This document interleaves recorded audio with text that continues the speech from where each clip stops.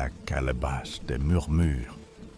Installez-vous plus près, le feu baisse et les ombres s'allongent.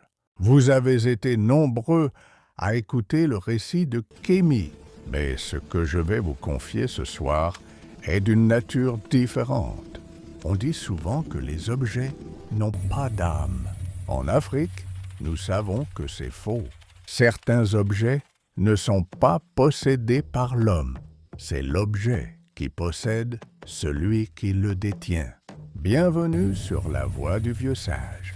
Ce soir, je vous raconte l'histoire de la calebasse d'Issa. Dans un village reculé au bord du fleuve Niger, vivait un homme nommé Issa. Issa était un pêcheur honnête. Mais sa vie bascula le jour où ses filets remontèrent une calebasse étrange, scellée par une cire noire et entourée de coris rouges. N'importe quel sage lui aurait dit de rejeter l'objet à l'eau. Mais la curiosité est parfois plus forte que la prudence. Issa brissa le son. À l'instant même, le vent tourna. À l'intérieur, il n'y avait ni or ni bijoux, juste un sable gris et une odeur de terre humide. Déçu, il ramena l'objet chez lui. Mais dès la première nuit, les murmures commencèrent. Une voix, douce comme un souffle, lui chuchotait les secrets de ses voisins.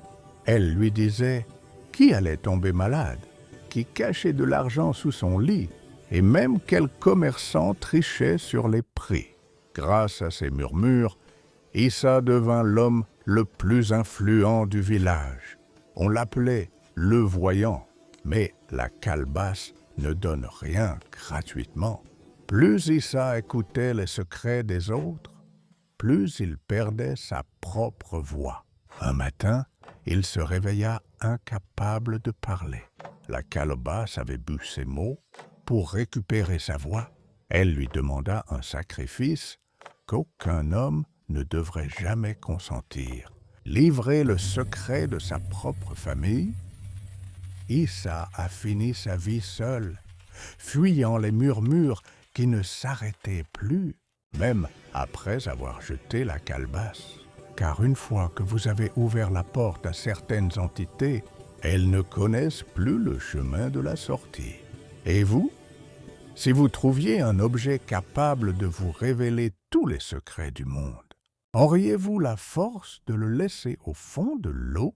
Dites-le moi en commentaire. Si ce récit vous a fait frissonner, laissez un pouce bleu et abonnez-vous. La nuit est longue et j'ai encore beaucoup de secrets à vous partager. C'était la voix du vieux sage. À bientôt sous l'ombre du baobab.